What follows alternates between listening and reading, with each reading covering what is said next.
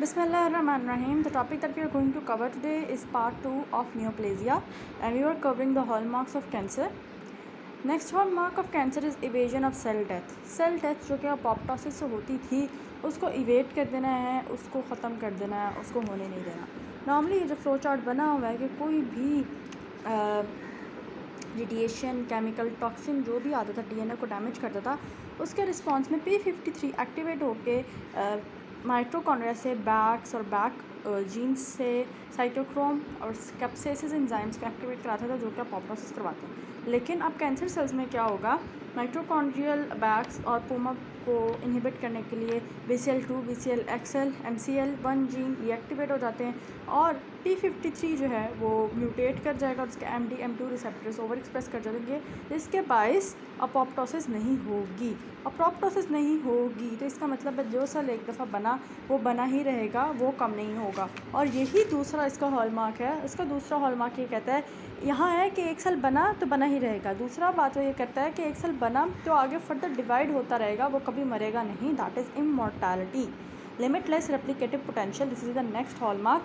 और नॉर्मली क्या होता है कि we have the telomerase enzyme that has fixed, उसकी सेल डिवीजन होती हैं फिक्स होती हैं. Telomeres Aahista Aahista down regulate कर जाता है और उसके बाद टेलोमेयर शॉर्टनिंग होती रहती है एंटिल जो है वो सेल डेथ हो जाए. लेकिन कैंसर सेल्स में क्या होता है, there is such a mutation जिसमें टेलोमेरेज, यहाँ लिखा हुआ है टेलोमेरेज एक्टिव ही रहता है कैंसर सेल्स में और टेलोमेयर को बनाता रहता है. कभी उसकी शॉर्टनिंग नहीं होती.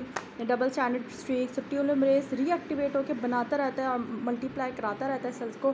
कभी सेल्स की डेथ नहीं होती और टेलोमेयर चूँकि लेंथनिंग होती जा रही है उसको मेंटेन करी जा रहा है टेलोमेरेज एंजाइम.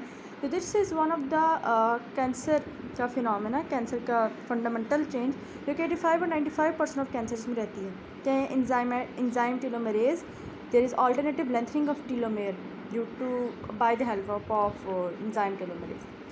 अब ये कैंसर बड़े हैं. ये कहता है अपने नेक्स्ट हॉलमार्क ऑफ कैंसर में कि इवन अगर कोई सॉलिड ट्यूमर हो और उसका कोई मैलिग्नेंट पोटेंशियल हो तो वो सिर्फ 1 से 2 मिलीमीटर तक बढ़ सकता था अगर उसमें कोई भी एंजियोजेनेसिस ना हो. तो बहुत ज़्यादा मल्टीप्लाई कर रहा है, बहुत कुछ हो रहा है, लेकिन सिर्फ 1 से 2 मिलीमीटर तक.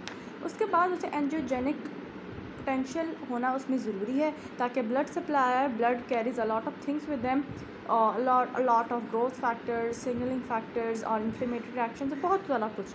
तो उसके लिए एक कैंसर के पास कैपेसिटी होनी चाहिए to induce angiogenesis. Blood vessels बनेंगी तो ब्लड भी साथ आएगा, तो न्यूट्रिएंट्स भी साथ आएंगे, ऑक्सीजन भी साथ आएगा. Next hallmark is invasion and metastasis. It is very important to understand what is metastasis and what is invasion. Invasion है किसी चीज़ के अंदर घुसना, एनाटॉमिकली एक जगह पे, जैसे यहाँ पे एनाटॉमिकली एक जगह पे उसके अंदर घुसना है.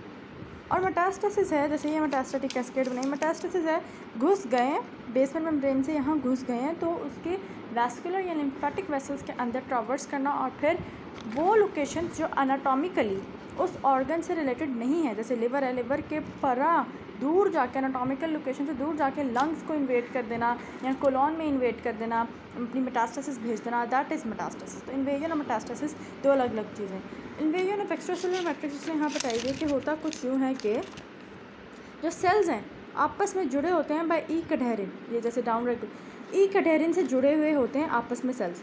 सबसे पहले तो जो ई कैडहेरिन है मॉलिक्यूल, इसकी होनी है डाउन रेगुलेशन, जैसे कि यहाँ लिखा हुआ है there is down regulation of E cadherin. उसके बाद सेल्स ने डिटैच होना है और डिटैच होकर उसने घुस जाना है कहाँ, लैमिना में, और बेसमेंट मेम्ब्रेन को डिस्ट्रॉय करके फाइब्रोनेक्टिन के साथ बाइंड कर जाना है. आई रिपीट अगेन, पहले तो down regulation of E cadherin molecule है and then there are cells that attach themselves to lamina and destroy the basement membrane. Basement membrane से निकल के देखा डिस्ट्रॉय करके फाइब्रोनेक्टिन के साथ अटैच कर जाता है. फाइब्रोनेक्टिन के साथ अटैच करके it gets into the extracellular matrix. Extracellular matrix से अब ये जाएगा, इन्वेट करेगा into the blood vessels. Blood vessels में इधर वेस्कुलर या लिम्फेटिक स्पेसेस में चला जाएगा and then it will allow metastasis. देखें ब्लड वेसल के अंदर गया, फिर जाके इसने यहाँ पे मेटास्टेटिक अपना स्प्रेड शुरू कर दिया. ब्लड वेसल से यहाँ अंदर गया, वहाँ से बाहर निकला और बाहर निकल के जहाँ एनाटॉमिकल दूसरी लोकेशन थी, एनाटॉमिकल उसकी पेरिफ्री में या उसकी बाउंड्री से बाहर दूसरी लोकेशन में जाके उसने मेटास्टेटिक स्प्रेड भेज दिया. जैसे seeding of body cavities the characteristic of ovarian carcinoma, उसे मेंटल केकिंग कहते हैं. कि ओवेरियन ट्यूमर अपने मेट्स इधर उधर भेजता है, दैट इज़ सीडिंग। और next comes evasion of immune surveillance. Immune surveillance हमें पता है कि हमारे पास बी सेल्स होते हैं, टी सेल्स होते हैं। टी सेल्स के helper T cell CD8 cytotoxic और CD4 हेल्पर, और बी सेल जो इम्यूनोग्लोबिन्स होती हैं।